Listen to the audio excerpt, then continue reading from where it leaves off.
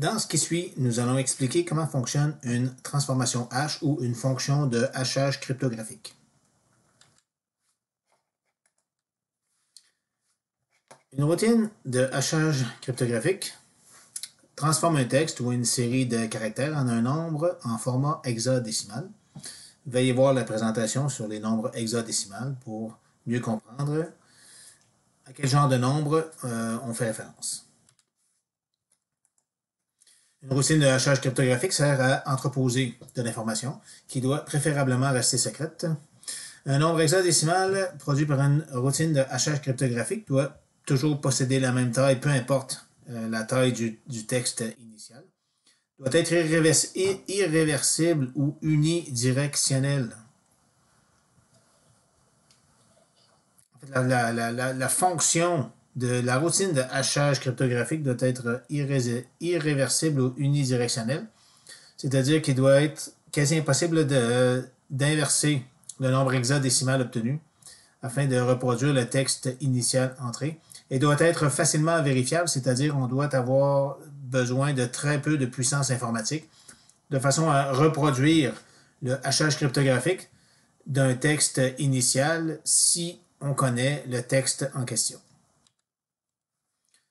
Par exemple, si on applique la routine de hachage cryptographique à Victor Hugo, on obtient le nombre à 64 caractères suivants. 8E, 8, 2CE, 4, 4 et ainsi de suite. Vous pouvez vérifier le tout n'importe où sur le web.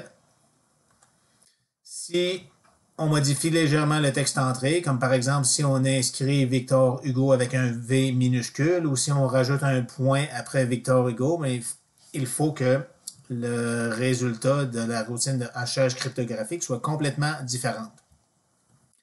Ainsi, une minuscule modification du texte entré entraîne un changement draconien dans le hachage cryptographique produit. C'est ce qui empêche de retracer le texte initial lorsqu'on regarde le hachage final.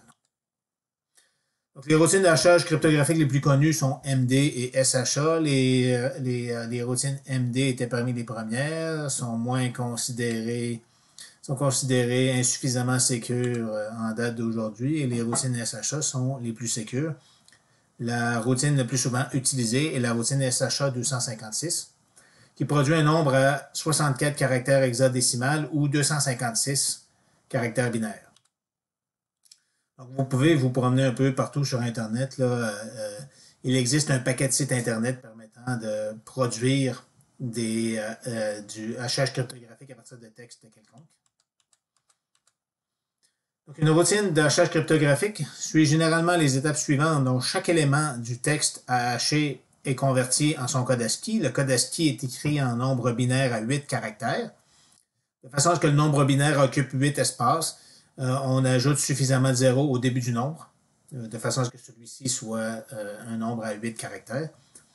Les nombres binaires à 8 caractères sont organisés en matrices de 16 lignes et 32 colonnes. Les lignes de ces matrices-là sont jumelées 2 par 2 et fusionnées à l'aide d'opérations binaires de façon à réduire le nombre de lignes. Une fois le nombre de lignes désiré atteint, on reconvertit le tout en nombre hexadécimal.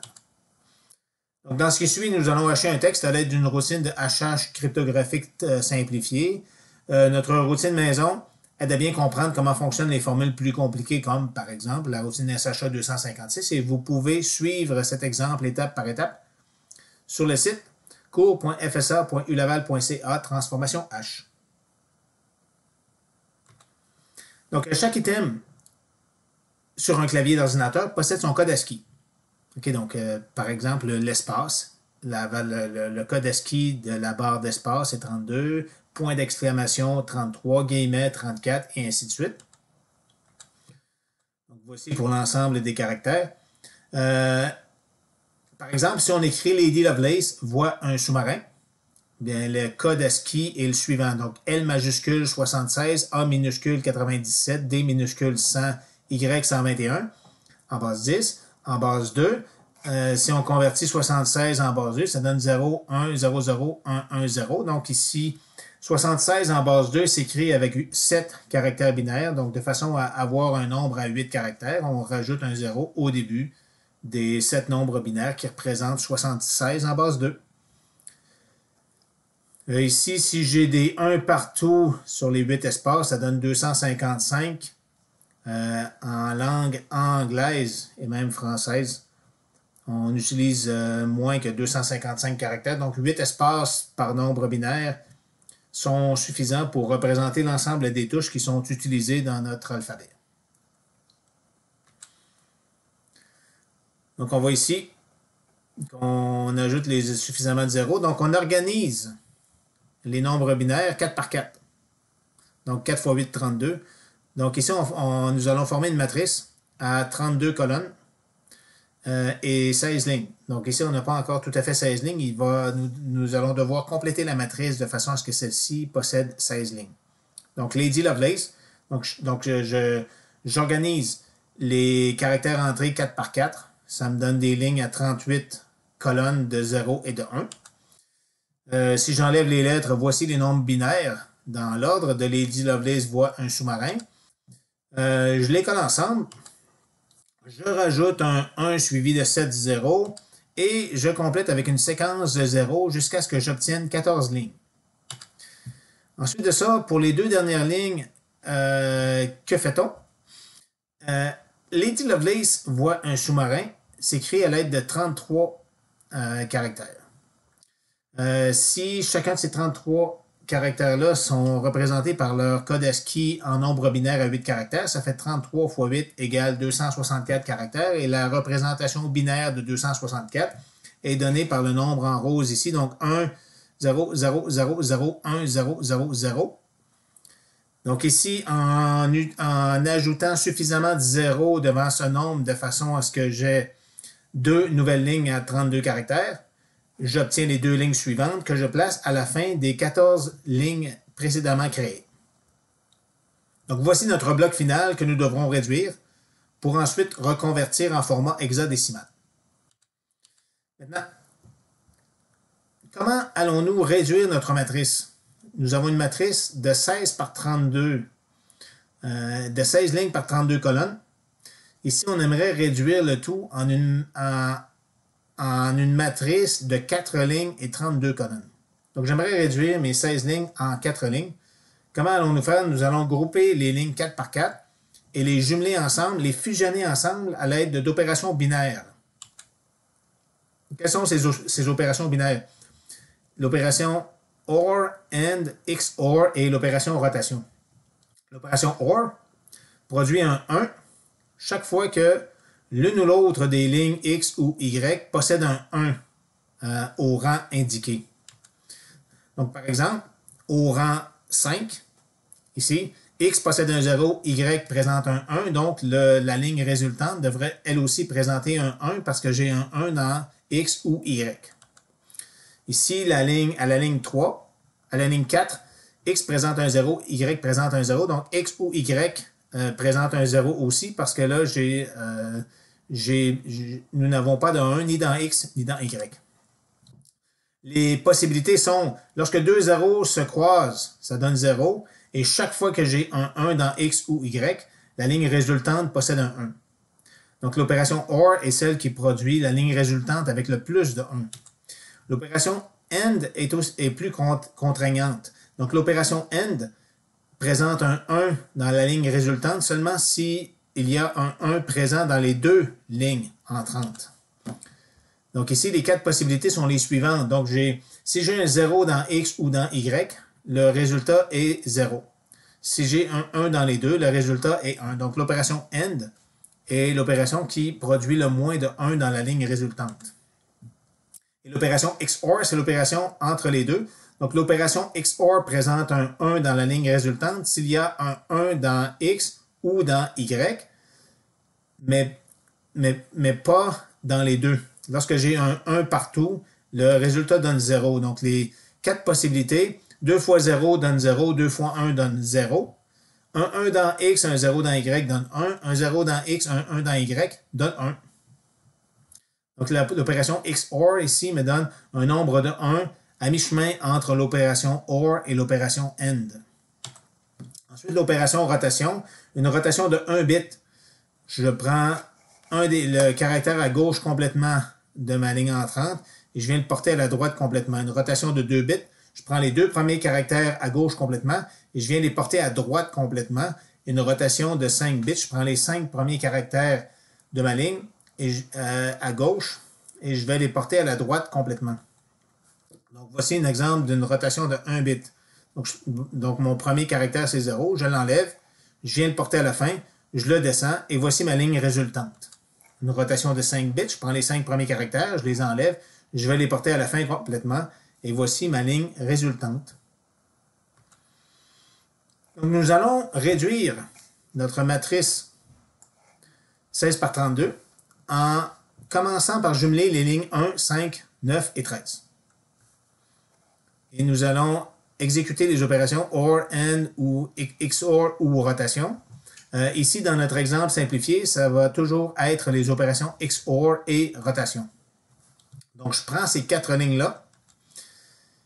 Et voici les 4 premières lignes que nous allons fusionner ensemble de façon à produire une seule ligne. Donc, on commence d'abord par la ligne 1 avec la ligne 16. Et ensuite, on effectue l'opération ligne 1 XOR ligne 16. Et ça nous donne la ligne A1, qui est ici. Je prends la ligne A1 et je la jumelle avec la ligne 9 à l'aide de l'opération XOR, ça me donne la ligne A2. Je prends la ligne A2, je la jumelle avec la ligne 13 à l'aide de l'opération XOR et ça me donne la ligne A3.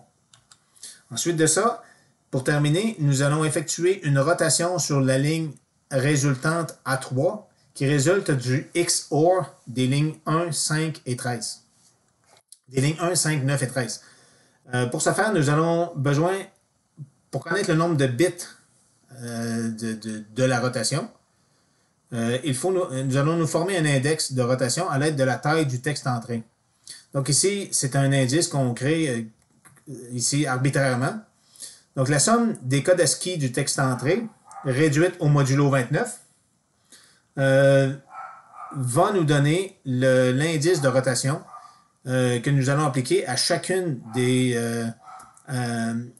lignes résultantes de la fusion de chaque groupe de 4 lignes.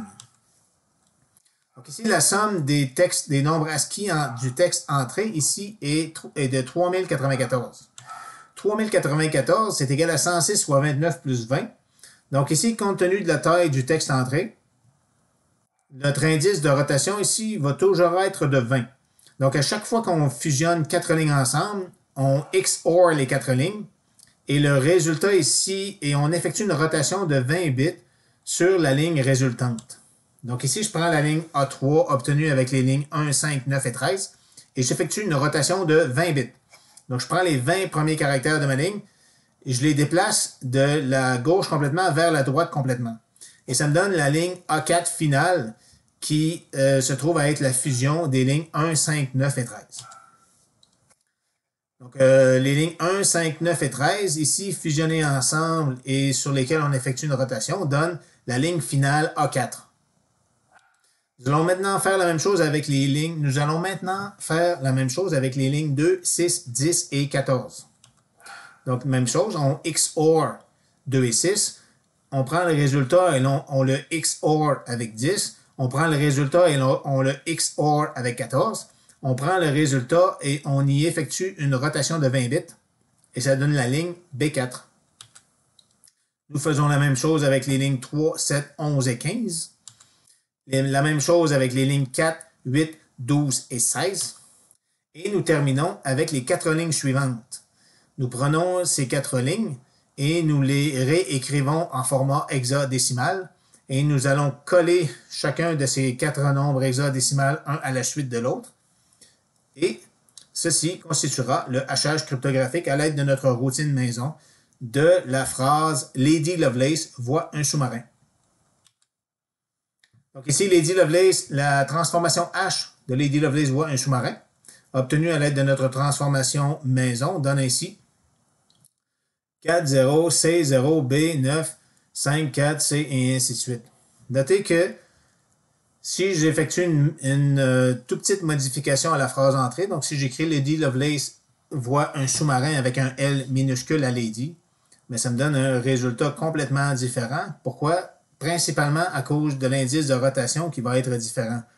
Donc, mon indice de rotation est obtenu en calculant la somme des codes ASCII entrés produits par la phrase.